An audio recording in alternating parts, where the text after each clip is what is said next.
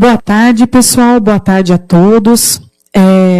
Meu nome é Camila Lorga Ferreira de Mello. Eu sou defensora pública, há aproximadamente 9 anos. Atuo na área civil, né, desde todo esse período, desde que entrei na defensoria.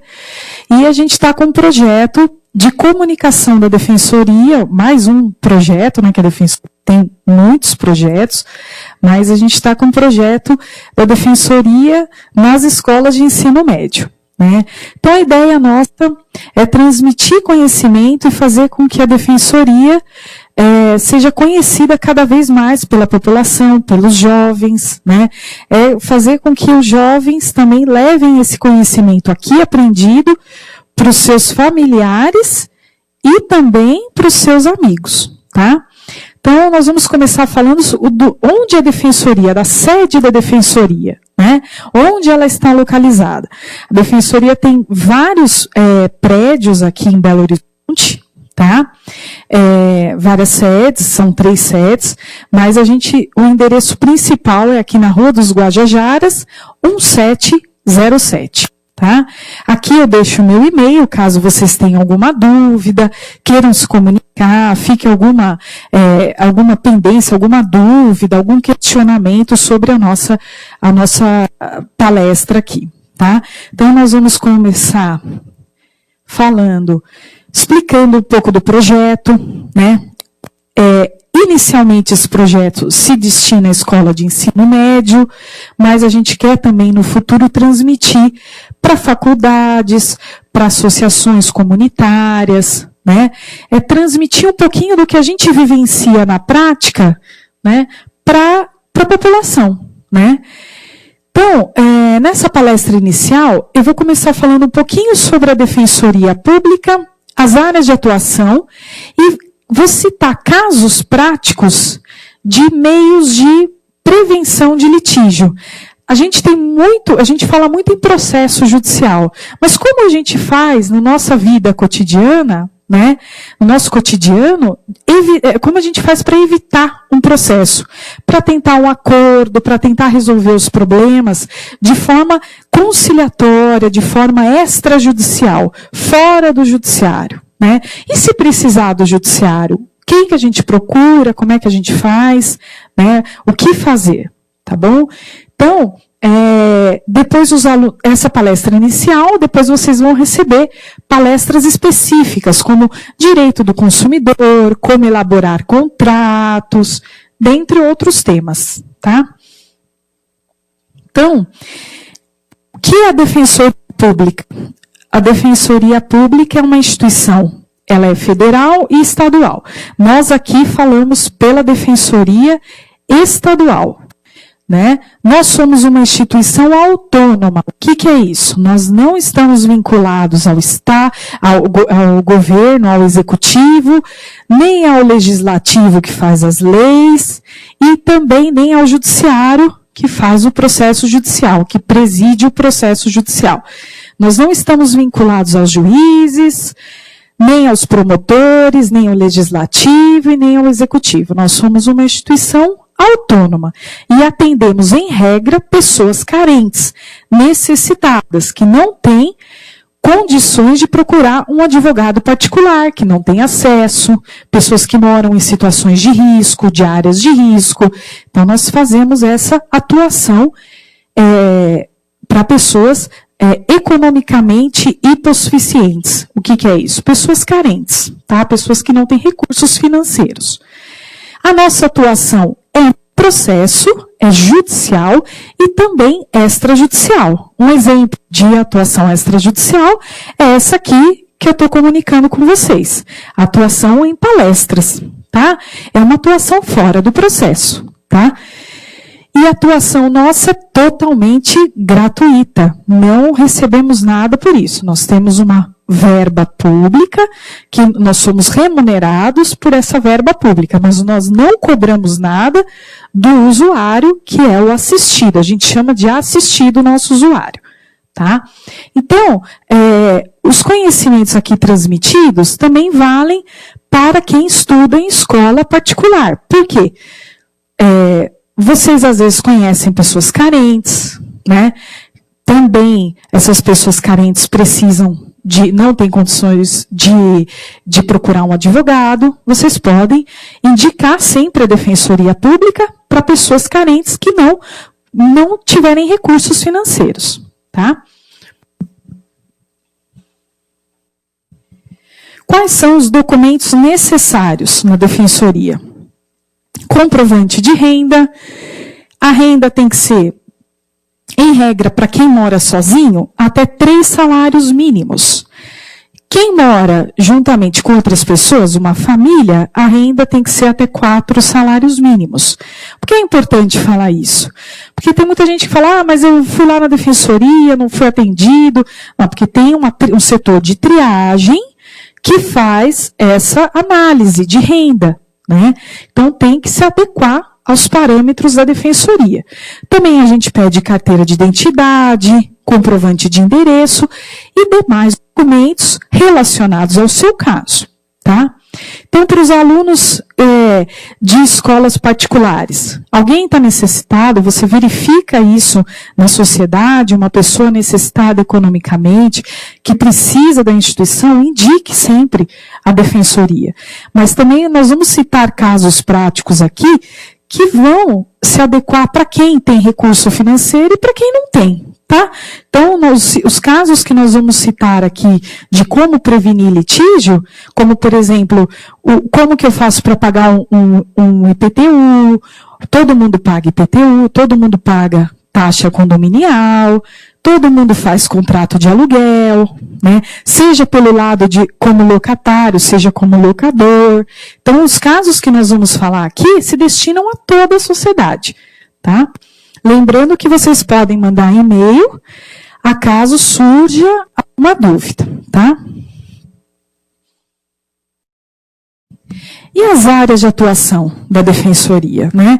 Aqui a gente tem família, área de família lida com divórcio. Eu quero divorciar do meu marido, quero separar.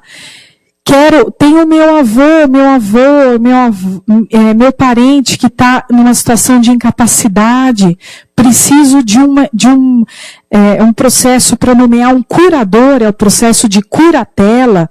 Todos esses processos, pensão alimentícia, nós tratamos na área de família, tá? Nós vamos ter uma palestra específica dessa área, né, futuramente com a doutora Alessandra, tá?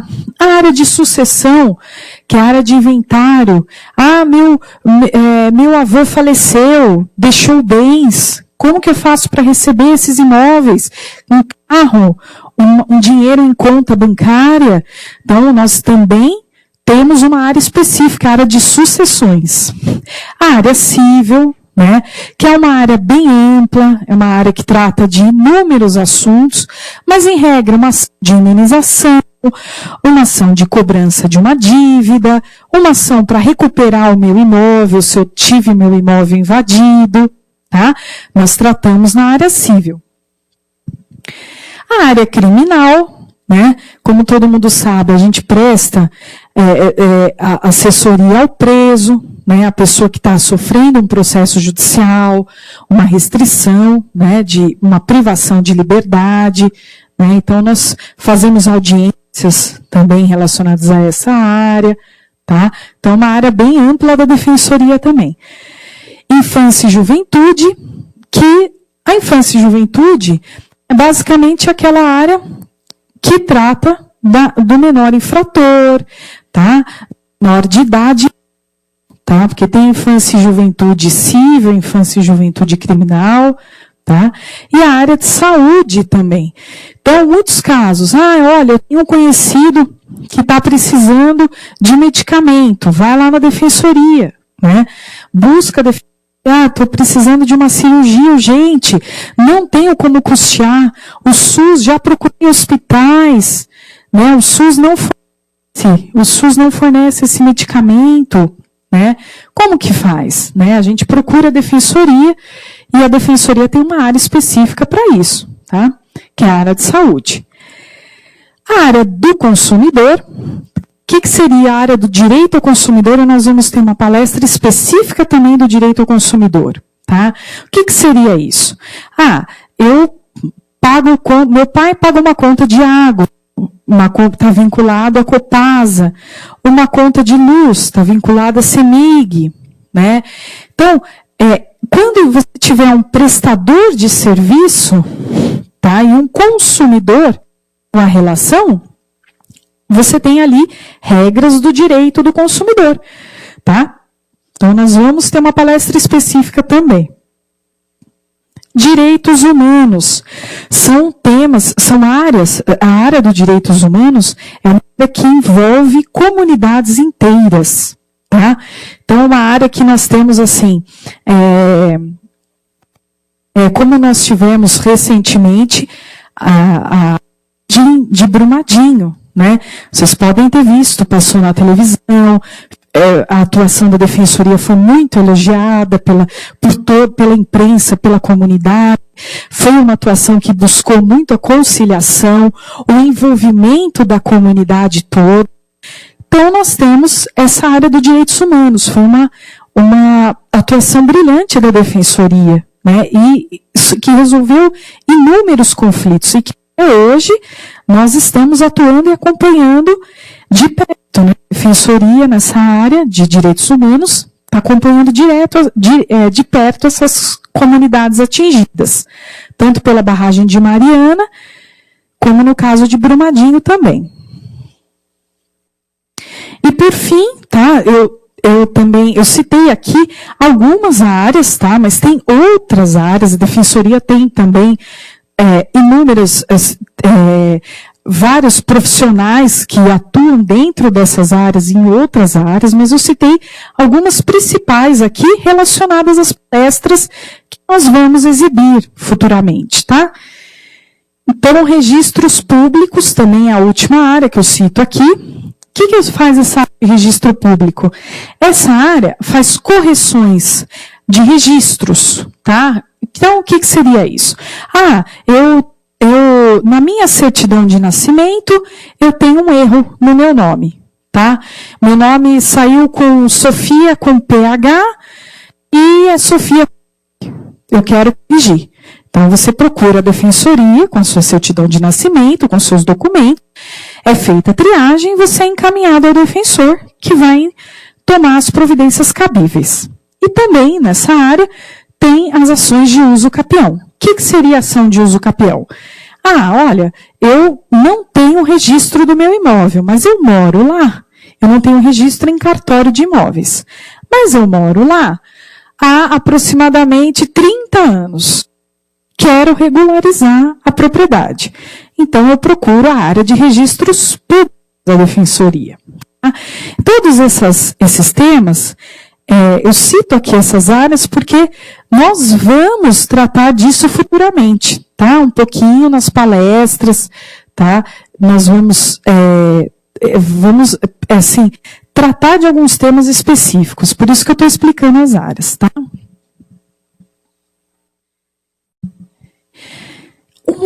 Um diferencial dos defensores, da defensoria, é que o defensor, ele pode homologar acordos. Então, o que é homologar acordo? Ele participa junto com a comunidade, junto com as partes, né? Ele participa, ele faz o acordo, né? E verificando um litígio, ele faz o acordo e assina. Aquele acordo tem que ser, se for o acordo assinado pelas partes e pelo defensor, ele obrigatoriamente tem que ser cumprido pelo Poder Judiciário. Então, é um grande diferencial do defensor, né? Então, a gente já atua, por exemplo, olha, briguei com meu vizinho, né? Meu vizinho quer construir um muro, só que eu não quero que ele construa agora, quero que ele construa daqui a um ano. tudo bem, vamos lá, a defensoria vai até a casa do assistido, né? Já temos projetos assim de ir na defensoria no lar, né? A gente vai na casa vai no lar da pessoa, na casa da pessoa, auxilia, faz ali mesmo, na casa da pessoa, o termo de acordo, uma espécie de um contratinho ali entre as partes, uma espécie de um pacto, melhor dizendo, tá? E aí o defensor assina junto e a gente manda, se houver descumprimento de qualquer das partes, a gente manda para o juiz. Então, esse é um grande diferencial que a gente atua na área de conciliação, gente, sabe? Então, a gente divulgar isso é muito importante, que a defensoria evita, muitas vezes, um processo desnecessário. Quantos e quantos defensores fazem isso, né? De evitar processos que são desnecessários, tá? Porque todo processo também tem um custo para o Estado. É caro, é dispendioso. Envolve ali, um processo envolve o juiz, envolve, dependendo da área, promotores, advogados, defensores públicos, tem que ter uma estrutura no Poder Judiciário, então tem um custo para o processo. Então, como é que a gente faz para, muitas vezes, evitar e resolver o litígio ali? Então, nós temos, a Defensoria tem um projeto Defensoria no Lar, como eu citei aqui para vocês, tá? O defensor vai até a casa dos assistidos, das partes envolvidas, e ali firma um pacto com eles, um acordo, esse acordo é dado por todos e cumprido, tá bom? Então, a gente tem essa atuação aí, tá? E se eu tiver um processo, eu posso entrar em acordo? Claro que pode também, no meio do processo. Eu estou aí discutindo com a outra parte, ou eu sou autor ou réu do processo. O que é isso? Autor é quem entra com a ação.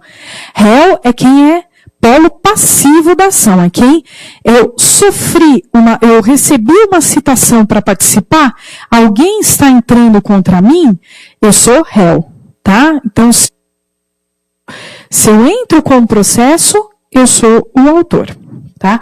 Mas vamos dizer, eu participo de um processo como autor ou como réu, eu entrei com o processo, eu sofri o processo, eu recebi o processo, estou nele como réu, eu posso fazer um acordo? Pode, tá? Tanto na presença do juiz, como pode sempre comunicar com o seu advogado, com o seu defensor, com o patrono, né, o advogado do defensor, para realizar o acordo dentro do processo, tá bom? Isso também é possível, tá? Então, não é só fora do processo que a gente busca um acordo. Estamos dentro do processo? Vamos tentar conciliar mais, vamos tentar conversar mais. E por que é importante isso, dos meios de tentar um acordo? Tá? Por que a gente sempre fala isso? Porque no acordo, as partes, tá, resolvem o conflito. Quando você entra em acordo com a outra parte, o autor e o réu, as pessoas envolvidas ali no conflito resolvem o conflito. Quando você busca um processo judicial, ou quando você é réu num processo judicial, e você não faz um acordo, o que acontece? Quem vai decidir aquele conflito envolvido vai ser o juiz de direito. Vai ser o juiz de direito. Tá? Então, o que é mais interessante muitas vezes, né? Cada caso também tem que ser analisado, né, gente? Mas assim, o que é muito estimulado? A conciliação, o acordo, que as partes cedam um pouquinho, né? Cada qual no que puder ceder, né? E faça um acordo para quê? Para resolver aquele litígio, tá? Para justamente evitar com que entre um juiz que é um terceiro na relação, que muitas vezes a decisão não é favorável a uma ou a outra parte, né? Ou a decisão muitas vezes não vai resolver satisfatoriamente, né, o conflito. Então, a gente estimula muito a conciliação, tá? E a gente tem, o Poder Judiciário tem centros de conciliação, tá? com a participação de conciliadores que estão ali disponíveis. Então, as partes envolvidas, as pessoas do processo, vai no centro de conciliação juntamente com os conciliadores e juntamente com o defensor ou advogado, tá? E todos ali entram em conversa, né? A gente tenta conversar para tentar resolver aquele litígio, tá? Então, gente, aqui eu começo a falar sobre prevenção de litígio. Aí eu vou citar os casos que, pelo menos, durante o tempo que eu estive na defensoria, eu tenho observado e dá para a gente tentar orientar a população. Esses temas que eu vou falar aqui em diante servem para toda a comunidade. Como eu disse, serve para quem tem recurso financeiro e serve para quem não tem também, tá? Então serve para aluno que estuda em escola particular, aluno que estuda em escola pública, aluno de universidade, comunidade, serve para todo mundo. Porque são temas que dizem respeito ao nosso cotidiano, tá? São temas que a gente vê no processo, é como se fosse um compilado, né? A gente vê num processo e quer transmitir isso para a sociedade, tá bom? Então vamos lá. Veículo, né? Quem não tem veículo, o pai tem, o parente tem, tudo, né? Muita gente tem veículo, né? Seja um carro novo, carro mais antigo, todo mundo, às vezes, muitas pessoas da sociedade têm veículo. Então, é um tema que diz respeito ao nosso cotidiano.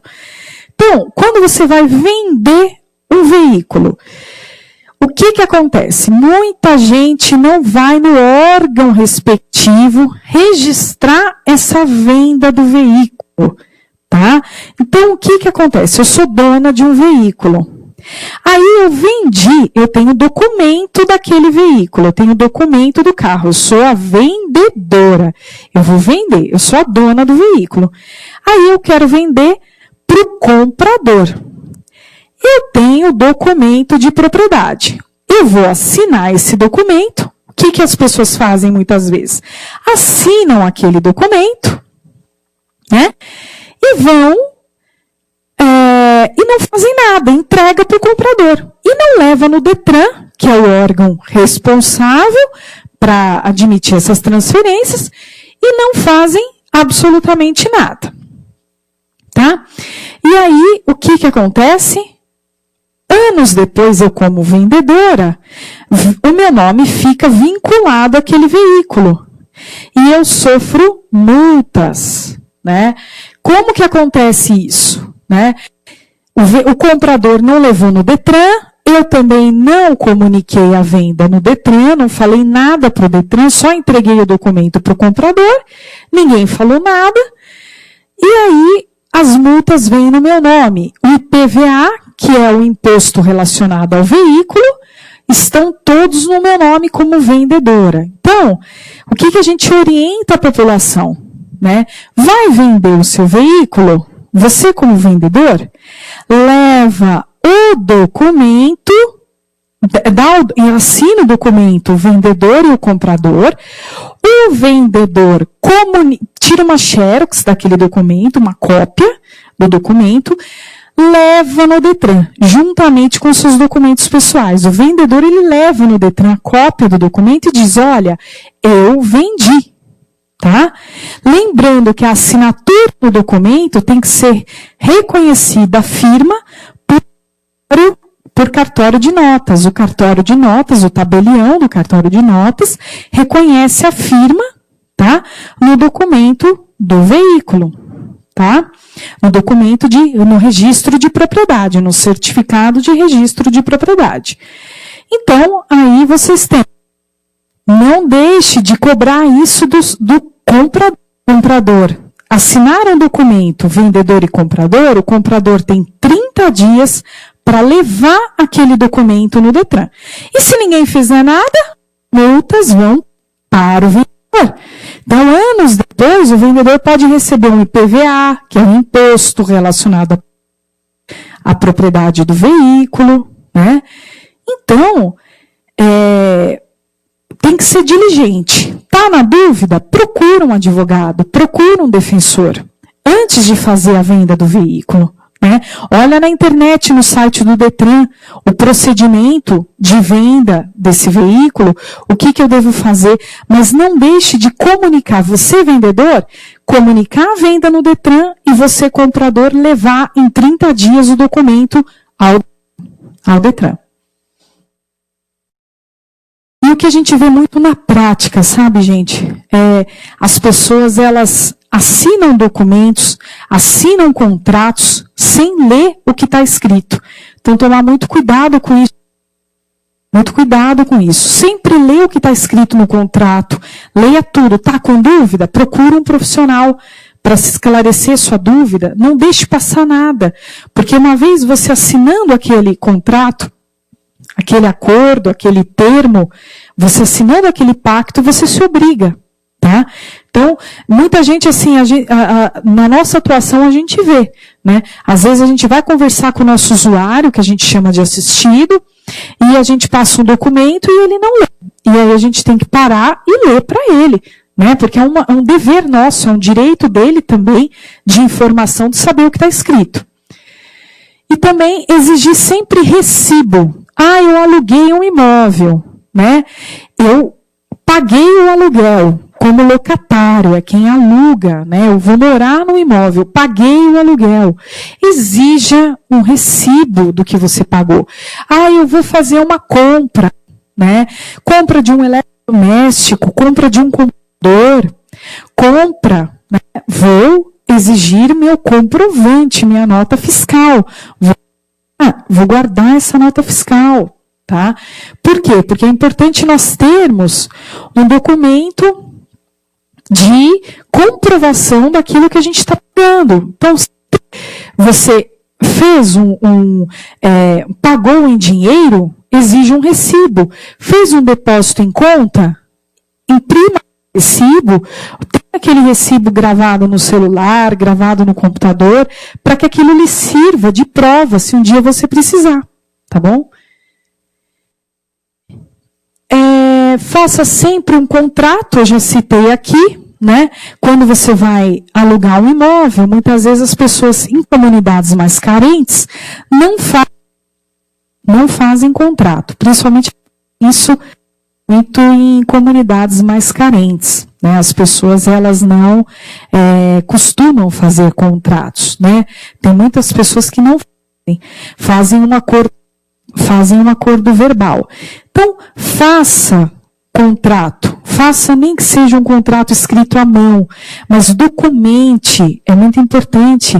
Você na sua vida, como no ensino médio, sabe, sempre guarde o contrato da sua escola, oriente seus pais a sempre fazerem tudo, tudo escrito mesmo, nem que seja à mão, tá? Documente isso para que você não sofra futuramente, fica aquela coisa, quando é verbal, mas o que eu combinei? Eu nem lembro o que eu combinei, eu não escrevi, eu não documentei isso.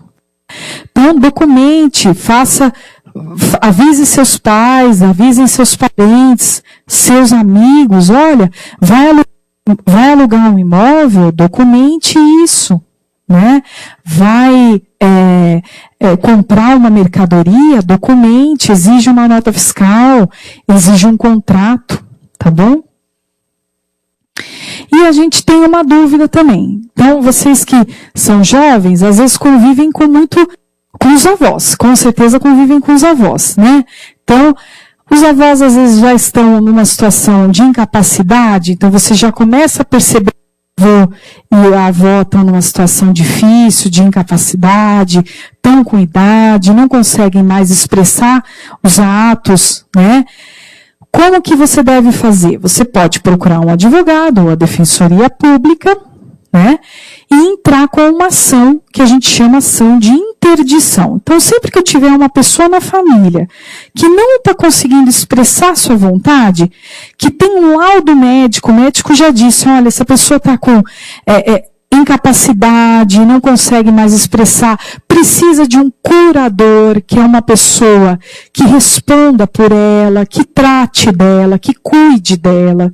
Então você pode procurar, e a defensoria também tem essa área, que recebe a pessoa, os parentes, né? E faz o processo de interdição, tá? Ele vai analisar, o defensor vai analisar os documentos, vai analisar o laudo médico daquele doente, daquele enfermo, tá? E vai entrar com as ações, com a ação de interdição, com a ação específica ali, para nomear aquele curador, tá? Por que é importante nomear um curador para quem está numa situação de incapacidade? Porque senão a pessoa não consegue, o incapaz, o seu avô, a sua avó, que está com um problema ali de saúde, não consegue ir a um banco, sacar uma aposentadoria, não tem mais ali o discernimento, né? Claro que tem muitos idosos aí que a gente só está citando aqui como exemplo, que são totalmente capazes. Tem idosos que são muito, muito capazes, mas tem casos que a pessoa fica incapacitada mesmo, né? Então a gente precisa do processo de interdição para nomear um curador, um responsável por aquele enfermo, tá? Então eu vou citar aqui também. Aí a gente vai falar de prevenção de litígio dos imóveis, tá? O que a gente vê muito na prática também. Às vezes eu vou lá, compro um imóvel, imagina o seguinte, eu comprei um imóvel, tá? O que vai acontecer? Eu vou lá, eu, compradora, toda feliz, compro o meu imóvel, e eu faço um contratinho simples e ponho na gaveta. E esqueço aquilo. É o famoso contrato de gaveta. Então, tomar cuidado com isso. Quando que eu sou dona do imóvel mesmo? Quando eu compro o imóvel, tá? E registro, compro por meio de escritura pública de compra e venda. O que é isso? O que é escritura pública de compra e venda? Eu vou no cartório de notas, faço um contrato, só que esse contrato se chama escritura. Quando é específico de imóvel, se chama escritura pública de compra e venda de imóvel. Eu vou no cartório de notas, peço para o tabelião lavrar essa escritura, fazer essa escritura, e documento ali. O que vai na escritura? O nome do comprador, o nome do vendedor, o imóvel, onde fica o imóvel, né? O preço que eu paguei no imóvel, eu, compradora, paguei, né? Se está tudo certo, IPTU está certo, o IPTU que é o imposto relacionado àquele imóvel, imposto, eu sou dona, eu preciso pagar o IPTU, que é o imposto predial, né? Então, eu vou no cartório de notas, faço aquela escritura. Acabou ali? Não. Tenho que levar aquela escritura no cartório de registro de imóveis. O que é cartório de registro de imóveis? É um cartório que trata de todos os imóveis. Tem ali o registro, as matrículas, os registros, as bases ali de todos os imóveis daquele bairro, daquela circunscrição, daquele bairro. Então, eu tenho que levar no cartório de registro de imóveis onde está localizado o meu imóvel. Lembrando, gente, esclarecendo, a escritura ela pode ser feita em qualquer cartório de notas. Então, se eu tenho um imóvel aqui em Belo Horizonte, eu posso fazer uma escritura, mas eu estou viajando. Eu, como o comprador e o vendedor, são de São Paulo, são do Rio de Janeiro, podem fazer escritura em São Paulo, no cartório de notas, mas tem que trazer aqui para Belo Horizonte, que é o local do imóvel, para registrar a escritura. Eu só vou ser dona do imóvel se eu tiver a escritura registrada no cartório de registro de imóveis. Se eu só tiver a escritura na gaveta ou um contrato de gaveta, eu sou dona? Não. Eu só vou ser dona do imóvel se eu tiver a escritura registrada no cartório de registro de imóveis, tá?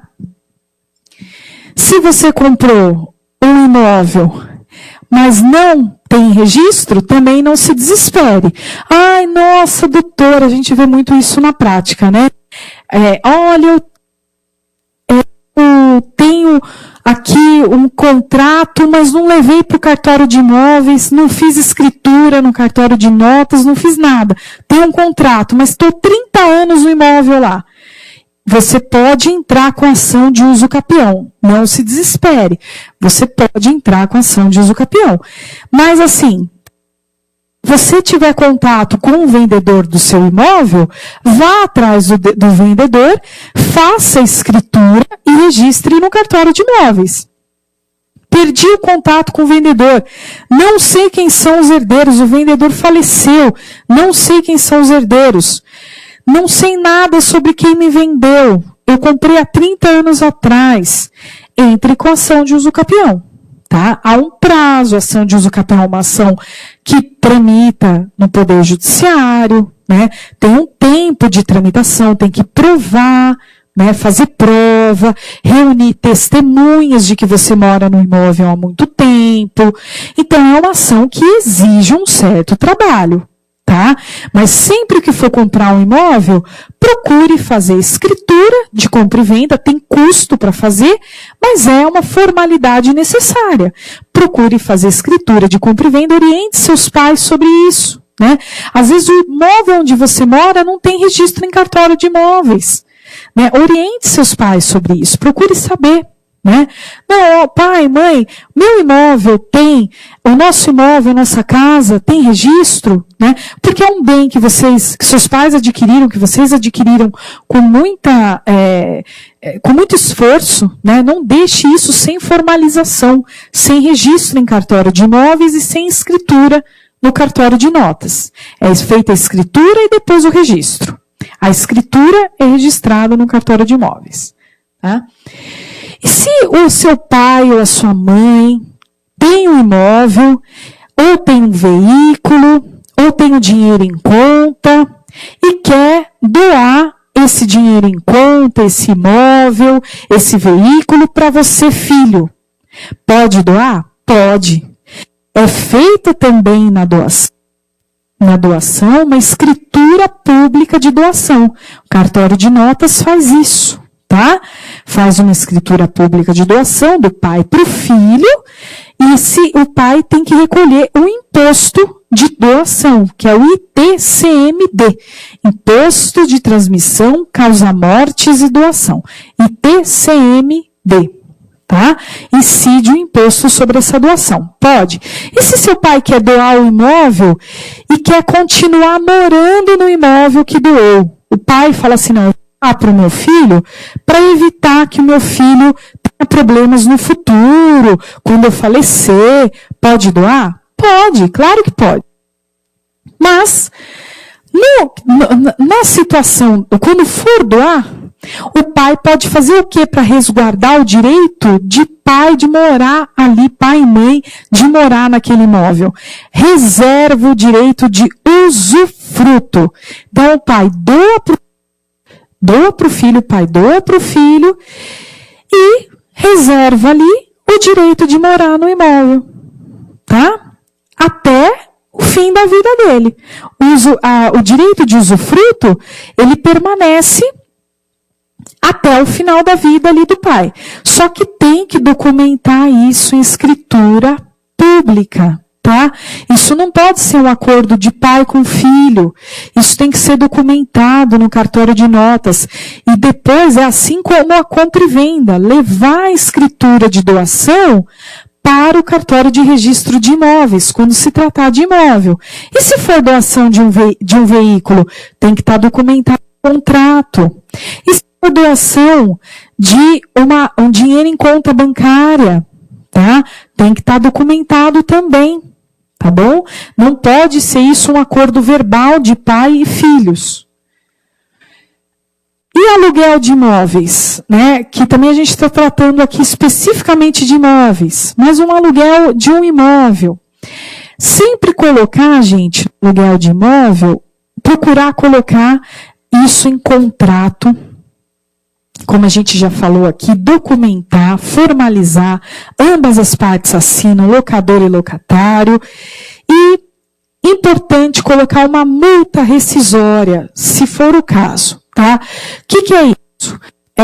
Eu estipulei aqui, eu inquilino, que vou morar 1 ano no imóvel. Se eu sair antes, eu inquilino, eu tenho que pagar uma multa para o dono do imóvel, para o locador, tá? Então, é a multa do aluguel, tá? É a multa rescisória. Geralmente é fixado em 3 vezes o valor do aluguel. É uma multa para reparar ali o locador. Eu tô saindo, eu inquilina, tô saindo antes, né? Eu tenho que pagar porque eu me comprometi a ficar 1 ano, mas não vou ficar 1 ano, então eu vou ficar menos. Então eu vou ter que pagar essa multa. Mas e se eu não tiver dinheiro para pagar? Aí eu vou ter que procurar o locador, procurar a defensoria, um advogado, para tentar discutir aquela multa, tentar entrar num acordo com o locador, para que eu pague às vezes menos, ou pague a multa parcelada. Mas é importante que tenha essa multa, é uma segurança, né, para o locador, tá? Agora, para você, inquilino, fica sempre de olho nisso, para quem for alugar o imóvel, porque as pessoas às vezes alugam e falam, eu posso ficar 1 ano no imóvel, né? Mas se eu sair antes de 1 ano, eu não vou ter multa, não. Mas aí você vai lá ver no contrato, tem multa sim. A pessoa saiu antes de 1 ano, tem que pagar multa. E aí o inquilino, que é o locatário, que é o morador do imóvel, tem que pagar para o dono. E não sabe nem que tem multa, entendeu?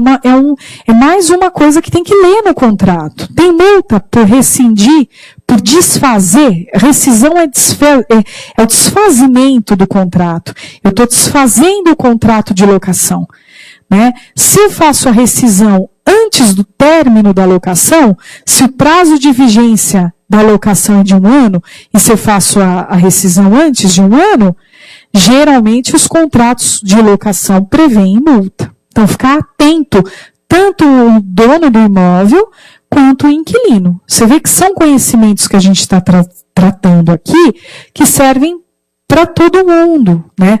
É muito interessante isso, porque os jovens, eles têm que passar isso para os pais, passar para os parentes, porque às vezes a gente, conversando com os parentes, a gente consegue, olha, esclarecer, não, eu ouvi isso na palestra lá da defensoria, que tem que tomar com contrato, tem que tomar cuidado, né? Leia o contrato, se tiver dúvida, leva defensoria, leva para um profissional, né, para tirar dúvidas, tá bom?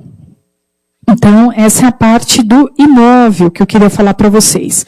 Aí a gente explicou o que é o uso capião, tá? Que eu até já mencionei para vocês aqui, mas se eu não tenho registro em cartório de imóveis, o meu imóvel não está registrado, mas eu moro há 30 anos lá, onde eu vou procurar o judiciário, eu vou procurar através da defensoria, através dos advogados particulares, que tiver recurso financeiro, mas eu vou procurar o Poder Judiciário, vou procurar esses profissionais vão entrar com a ação de uso capião, e essa ação vai me dar o direito de ser dono. Toda sentença, o que é sentença? Saindo o resultado do processo de uso capião, é a decisão do juiz, é a sentença. É aquele resultado do processo, tá? E aí, essa sentença vai ser registrada, tá? No cartório de registro de imóveis. E somente aí eu serei dona do imóvel. Tá bom? Então, observe bem, vá lá olhar a documentação do seu imóvel, está tudo em ordem? Não está? Leva para um profissional, leva num cartório de notas, leva no cartório de imóveis, se informe, né? Não deixe as coisas, não deixe isso, que isso é muito sério. Você tem que formalizar onde você mora, tá?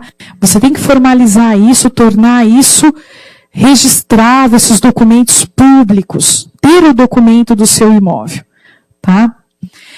Mas se não tiver, pode entrar com ação de uso capião.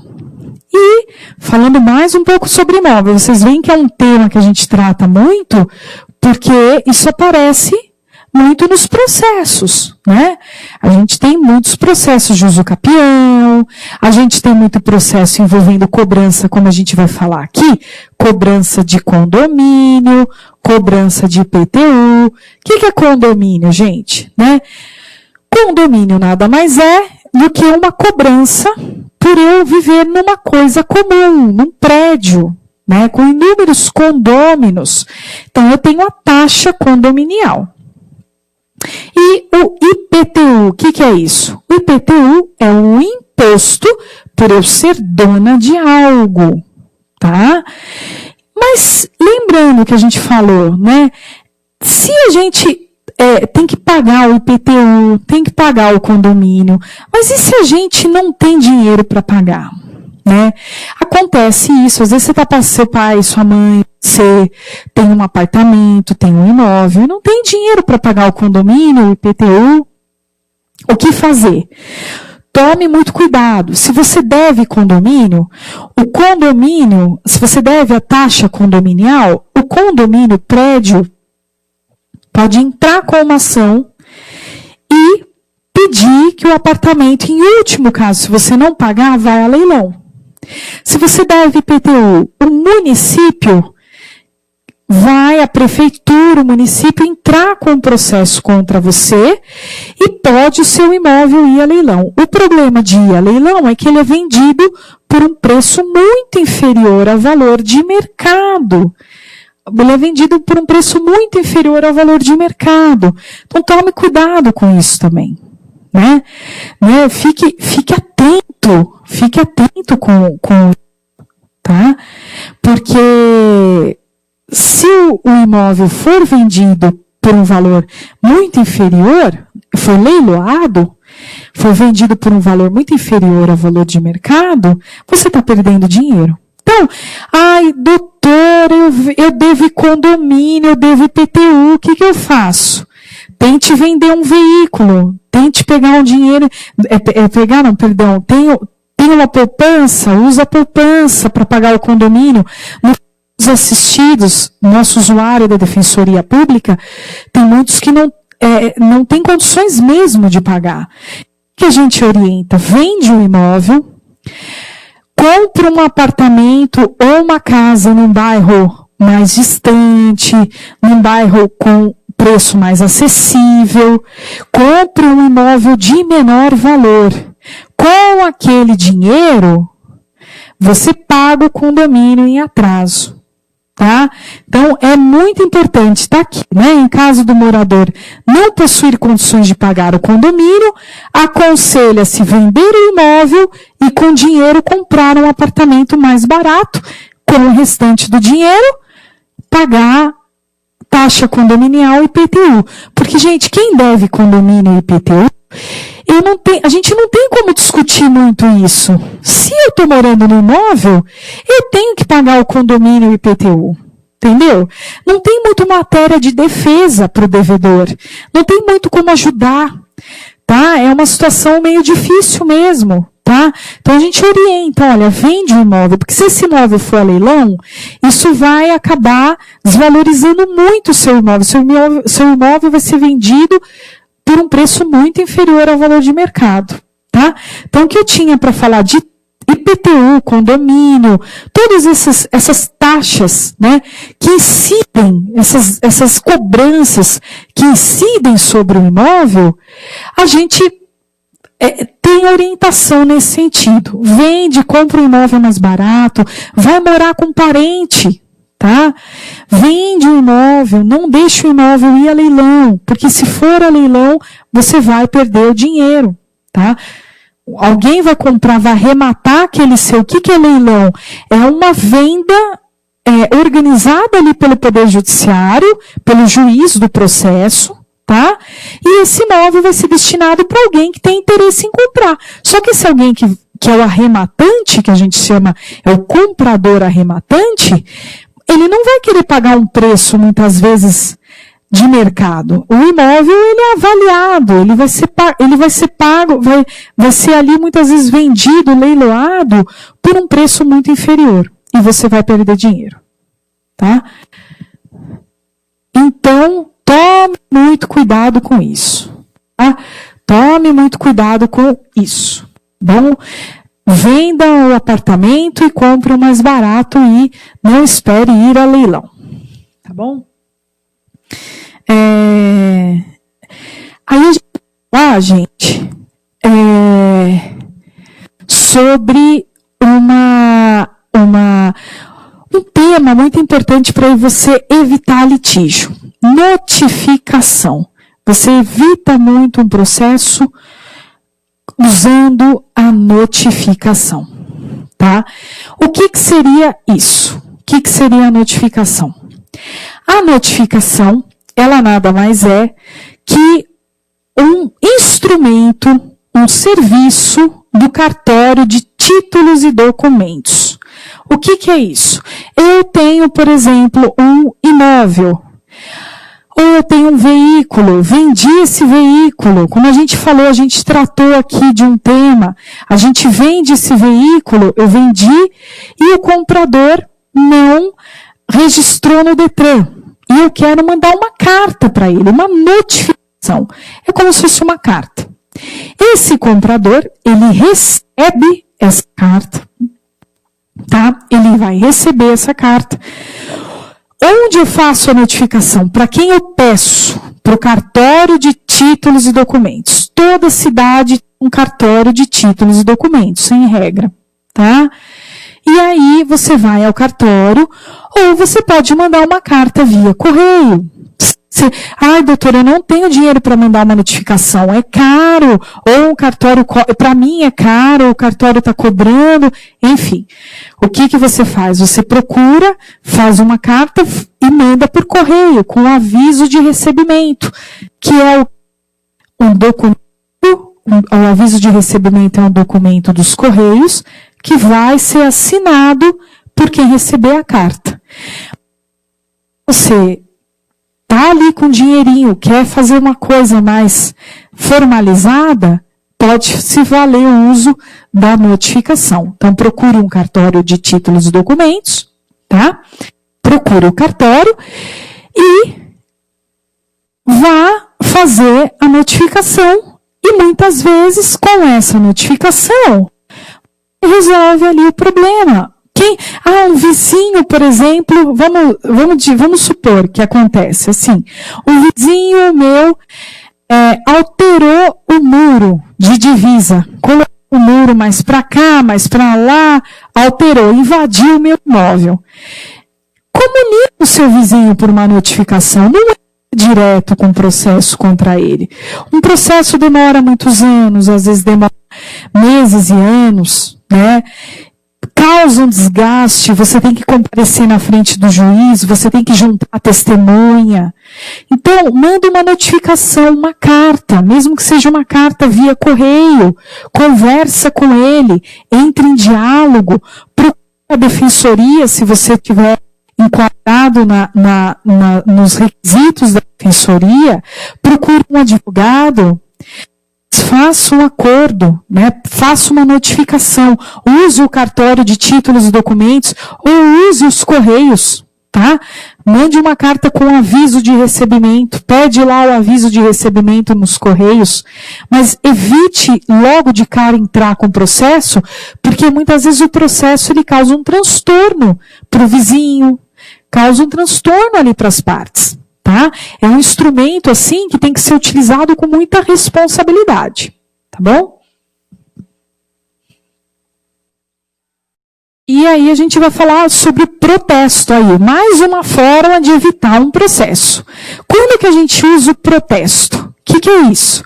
Eu sou dona de um cheque, eu recebi um cheque, eu vendi, meu pai vendeu um produto, meu pai trabalha com venda de mercadoria. Vendeu um produto e recebeu o dinheiro. Tá? Como que ele faz para cobrar esse cheque? Ou uma duplicata, ou um Contrato de aluguel, eu quero cobrar porque o inquilino está devendo aluguel. Eu posso entrar com processo? Pode, mas você pode também procurar o cartório de protesto. Levar esse título ao cartório de protesto e o cartório de protesto vai atrás do devedor e vai cobrar a dívida do devedor.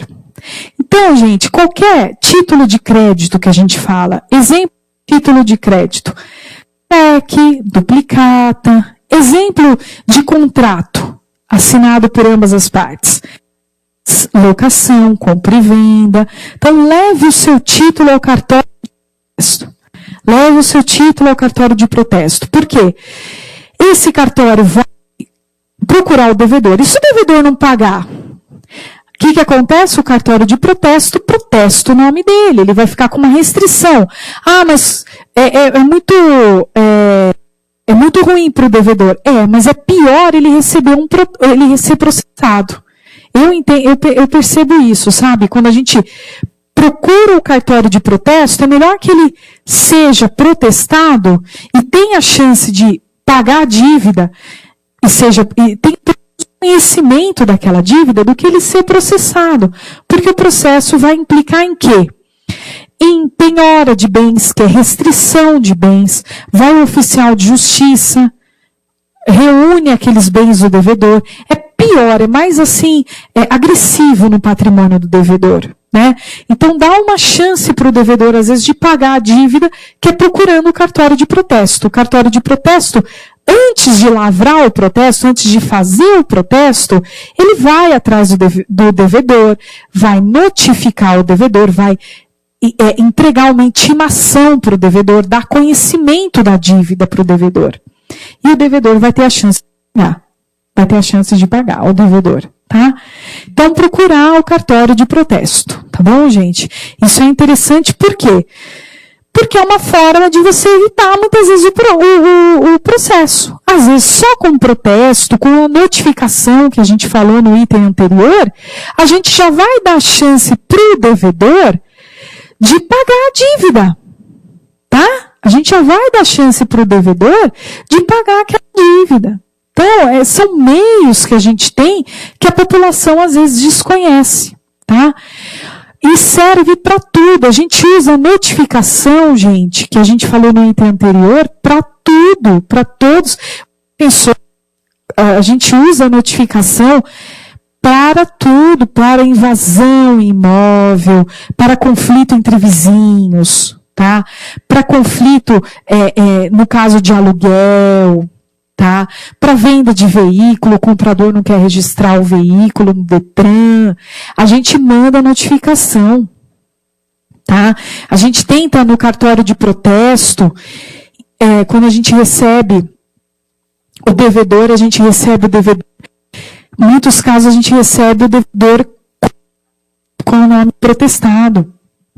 A gente discute aquela dívida com o credor, a gente busca o credor para discutir, para tentar um acordo, para resolver aquela situação. Você que é credor, use a notificação, use o cartório de protesto, né? E você que é devedor, também pode utilizar a notificação. Olha, estou devendo. Eu quero comunicar meu credor. Que eu estou devendo. Procure o cartório de títulos e documentos ou procure e faça uma carta via correio para o meu credor, para o seu credor, né? Informando, mas não deixe de comunicar, não deixe de buscar o acordo, não busque diretamente o processo, tá?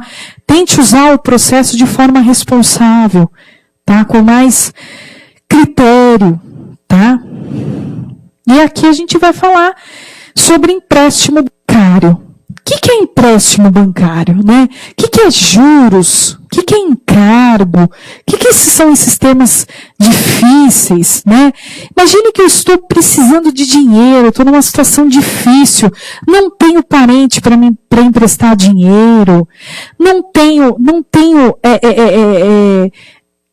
a quem recorrer, não tenho dinheiro em conta bancária, não tenho poupança. às vezes eu tenho que ir ao banco.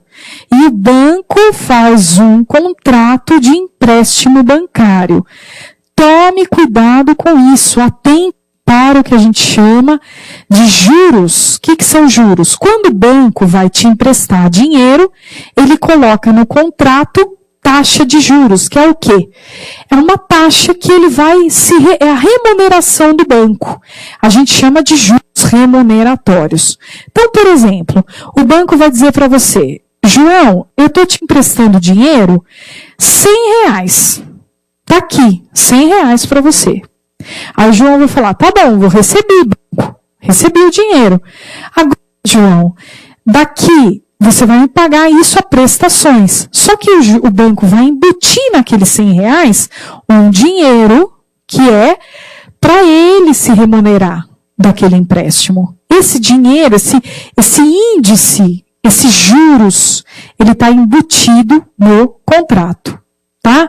Então, tem que tomar muito cuidado e ler o contrato, porque às vezes essa taxa de juros é abusiva e você pode levar a defensoria, aos advogados, para discutir essa taxa de juros. Como que você faz isso? Você fica com uma cópia do contrato e leva para os advogados, leva para os defensores públicos, para o seu profissional de confiança da área de direito, e diz: eu estou pagando os juros correto? É esse juros mesmo? E onde a gente vê isso? Se os juros do contrato é alto ou não? Eu deixei aqui para vocês o link, tá? Isso aqui é bem específico, mas deixei o link do Banco Central. O Banco Central traz as taxas de juros médias. Então, se o meu contrato, a taxa de juros no meu contrato de empréstimo está muito diferente do que o Banco Central prevê, eu posso discutir e levar isso para o juiz. Falar: seu juiz, eu estou pagando juros absurdo. Meu pai está pagando juros absurdo. Meu pai está pagando juros muito alto aqui nesse contrato.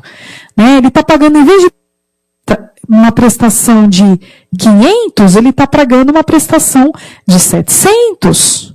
Entendeu? Os juros, ele vai influir, gente, ele vai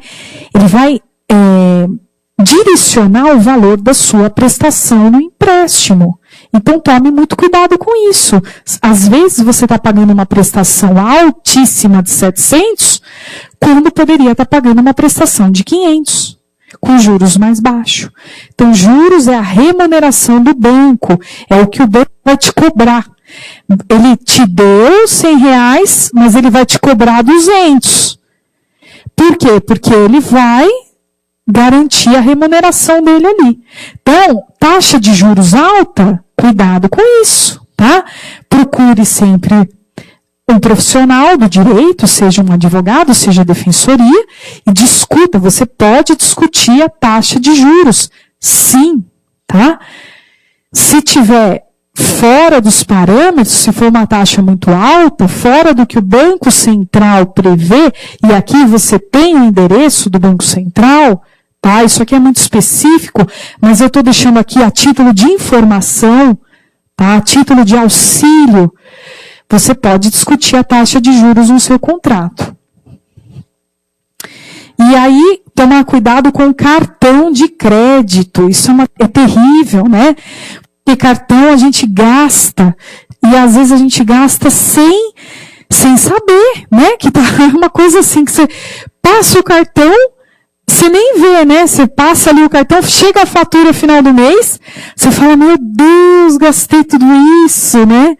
Nossa, que loucura. Tomar cuidado, porque o cartão de crédito tem juros altos. Tá? Então, se eu não paguei a fatura do cartão de crédito, o que eu faço? A fatura é assim, gente, olha, os juros é tão alto do cartão, o que é os juros do cartão? É assim, eu devo uma fatura de 5 mil, entendeu? 5 mil, um exemplo, R$1.000 no cartão, eu estou devendo. Não paguei a fatura, o próximo mês, aquela dívida vai ser gigantesca, vai ser muito alta. Então, se você está devedor de cartão de crédito, faça o seguinte: procure o banco, procure um profissional de direito também, e veja venda um bem que você tem, um veículo, pegue um dinheiro, peça um dinheiro, veja se tem assim um dinheiro em conta bancária, uma conta poupança, para pagar aquele cartão. Porque se você vender um veículo para pagar a fatura, você vai se desfazer daquela dívida. Porque se você deixar aquela dívida acumular no cartão, você vai pagar um juros muito alto. Para vocês terem ideia, ao mês, a gente procurou no site do Banco Central, é uma média até baixa, de 10% ao mês. Então, aquela dívida de R$1.000, no próximo mês vai estar crescida de 10%. Num ano, vai estar crescida 300% ao ano. Isso aqui é uma média, tá, gente? Assim, uma média de taxa de juros, mas tem banco, tem cartão, operadora de cartão que cobra até mais. Tá? Então, tomar muito cuidado com a taxa de juros do cartão de crédito. É interessante você substituir a dívida. Tem a cartão, contrata com o banco um outro empréstimo com juros mais baixos. Por exemplo, com juros de 1%, em vez de juros de 10% ao mês, que os juros do cartão, às vezes, pode ser 10% ao mês. Estou citando como exemplo, tá, gente? Porque cada operadora de cartão cobra os juros que ela determina, que cada operadora cobra os seus juros aí, tá? Mas procure no banco um empréstimo mais favorável, com taxa de juros menores. Fala pro seu pai, tá devendo cartão de crédito? Tô. O que faz? Procura o banco, fala, olha, quero me desfazer dessa dívida, mas eu quero um outro empréstimo, paga a dívida do cartão, salda a dívida do cartão e você vai pagar, o pai ali, a mãe vai pagar aquele empréstimo com taxa de juros menores. Tá? Então, o que eu tinha para falar de cartão de crédito. Tem dúvidas sobre isso? Procure a defensoria, procure o profissional de direito, procure o banco. Tá? Faça um acordo com o seu banco, recontrate. O que você não pode deixar é a fatura de cartão de crédito e vencer a fatura de crédito e vencendo, e aquilo vai virando uma bola de neve, o valor da fatura vai aumentando, você não vai tendo como pagar, e às vezes as dívidas chegam a 50, 100, 200 mil, né? Porque aquilo incide juros sobre juros, os juros vai aumentando, tá? Sobre o débito, sobre a dívida que você tem. Então tome cuidado, o cartão de crédito, sinal vermelho. Gaste somente o que você pode gastar, controle a fatura, né? Procure o banco, olha banco, eu quero receber uma mensagem no meu celular, toda vez que eu fizer uma compra no cartão de crédito, né? Eu quero receber ali uma mensagem. Quando atingir um limite, eu quero colocar um limite no meu cartão de gasto, quero gastar até R$1.000 é o que eu posso gastar, até R$500 é o que eu posso gastar, né? Então, limite-se. Cuide da sua vida financeira, da sua vida patrimonial, porque dívida é muito sério, né? A gente tem uma dívida com o banco, a gente pode sofrer o quê, gente? O banco pode tomar um carro nosso, um dinheiro em poupança, um dinheiro que é para os nossos filhos, um carro, o único carro que a gente tem para trabalhar, como acontece, como a gente vê na vida do assistido, né? Às vezes o assistido perde o único carro que tem para trabalhar por dívida de cartão de crédito, entendeu? Por dívida de empréstimo bancário. Então tome muito cuidado. Antes de assinar o contrato, leva para um profissional, leva na defensoria, leva para o advogado, né? Tem muitos sites também na internet que fazem simulação de juros. Então, assim, eu peguei R$100 emprestado, os juros é de 1% ao mês. Quanto que eu vou pagar para o banco daqui 10 anos? Né? Então, tem muito simulador. Procure isso na internet também. Né? Quanto que você vai pagar no final, no seu empréstimo? Só contrate aquilo que couber no seu bolso. Tá? Não contrate mais do que isso. chegando quase no final da nossa palestra, a gente vai falar um pouquinho sobre divórcio, separação e inventário. A área de família, né, da defensoria. Que é isso? Divórcio e separação, em caso do casal não estar ali se acertando, quer divorciar, quer um morar longe do outro, quer ir embora. Ótimo, faz o divórcio e separação. Tem essa possibilidade. E o inventário em caso de falecimento, tá? Em caso de falecimento. Então, para você que perdeu um pai, um avô, um tio, é herdeiro, precisa fazer inventário para receber os bens do falecido. Isso a defensoria faz na área de família, os advogados também fazem, para quem tem recursos financeiros, tá? E o que é importante dizer, gente, o cartório de notas faz esse serviço também. Você precisa de um defensor e precisa de um advogado, mas você não precisa entrar com o processo judicial. Você pode fazer esse procedimento via cartório de notas. É feita uma escritura de divórcio, um acordo de divórcio, um acordo de inventário, um acordo de separação. Uma escritura, né? Essa escritura é como se fosse a sentença do juiz. Você não precisa procurar mais o juiz para fazer isso. É uma lei nova, tem alguns anos, 2007, tá? Mas é uma lei que prevê essa possibilidade. Então, é mais uma forma aí que a gente está trazendo de meio de evitar o processo, tá? Divórcio, separação e inventário via cartório de notas, via escritura, tá? Procure um cartório de notas para se informar sobre isso. Para ter divórcio e separação, você precisa estar de acordo com o seu cônjuge.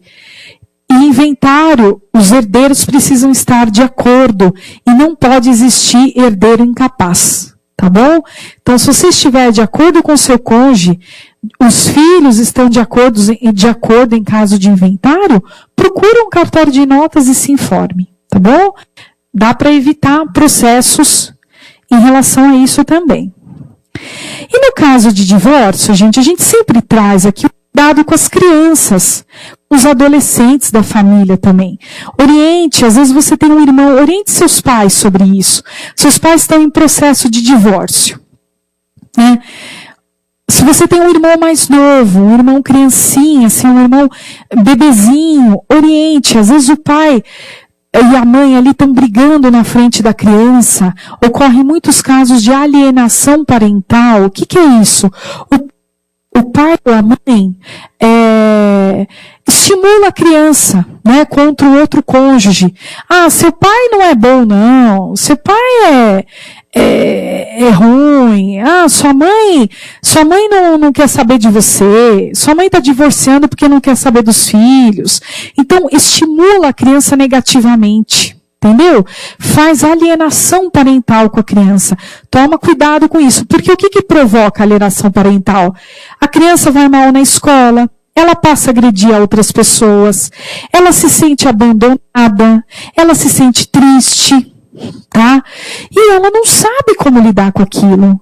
O adolescente também acontece isso, né? Então, tomar cuidado, orientar. Você como jovem, está na universidade, está na faculdade, está no ensino médio, procure conversar com seus pais que estão em processo de divórcio. Fala, mãe, olha, vamos tentar apaziguar a situação ao máximo, né? Não vamos assim piorar a situação familiar.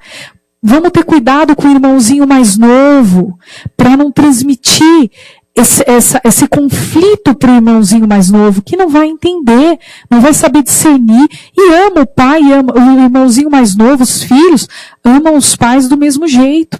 Então, tomar cuidado no processo de divórcio. É tentar, gente, conciliar. A importância da conciliação. Tá bom? Isso é muito importante, tá? É tentar, num processo de divórcio, evitar esses atos aqui. Esse material todo eu vou deixar com vocês vão receber isso, a escola de vocês vai receber, tá? Evitar o quê? Não falar mal do outro cônjuge, deixar de passar a ligação do pai ou da mãe para a criança, impedir o filho de visitar o pai ou a mãe. Ah, meu filho não vai vir aqui não, você não vai ver mais seu pai não. Ou o pai fala para a mãe, filho, você não vai ver mais sua mãe. A gente vai divorciar, acabou a nossa família. Não é assim. Tem que tomar cuidado com a criança, com o adolescente, tá? Porque o adolescente está em fase de desenvolvimento, né? E divórcio é uma situação difícil para a família inteira.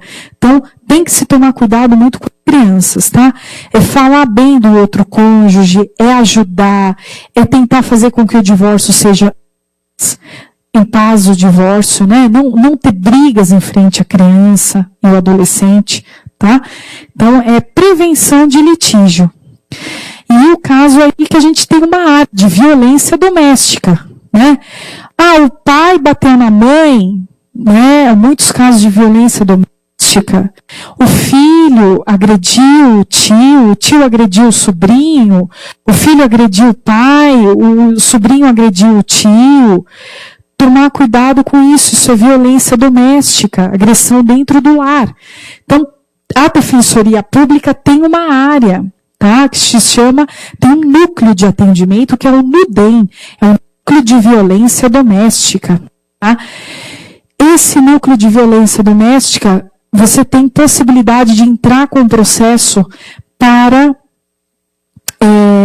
afastar o agressor do lar, tomar medidas contra o agressor, de cautela, medidas de cautela para a família, né?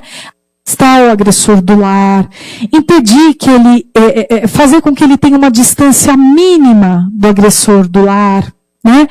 Então, é uma forma, o núcleo de violência doméstica, o NUDEM, que a gente chama de NUDEM, tem uma atuação muito boa em Belo Horizonte, muito efetiva, tá? A gente está à disposição, a defensoria toda está à disposição para lidar nesses casos com o maior cuidado, mas saiba sim que tem processo para isso também, para você tomar medidas contra o agressor, tá? A vítima de violência doméstica não pode se calar, né? Ela tem que buscar ajuda, ela tem que buscar auxílio, tá? E a defensoria está à disposição da sociedade nesse sentido, tá? E é isso, a gente chega ao final da nossa palestra, tá? A gente agradece muito, tá? É um projeto novo, é um projeto da Defensoria nas escolas, mas a gente quer transmitir essas palestras para universidades, para associações comunitárias, para bairros, porque a gente entende que esses conhecimentos passados aqui, às vezes para a gente que está atuando profissional, é muito, para o profissional que está atuando, é muito rápido e corriqueiro, mas para a sociedade é um conhecimento que é valoroso e surgem dúvidas no dia a dia. Então a gente tem que a Defensoria está de portas abertas para quem quiser procurar, para quem quiser vir aqui tirar dúvidas, tá? Tem o meu e-mail aqui que eu deixei para vocês também no início da palestra, e vocês vão receber esse material a sua escola vai receber, a sua universidade, a sua associação de bairro. A gente quer divulgar esse conhecimento para que a gente busque e compartilhe também com a sociedade mais e mais conhecimento, tá bom? Então a Defensoria Pública está à disposição e que sigam aí as demais palestras para vocês, tá? Boa tarde e um abraço a todos.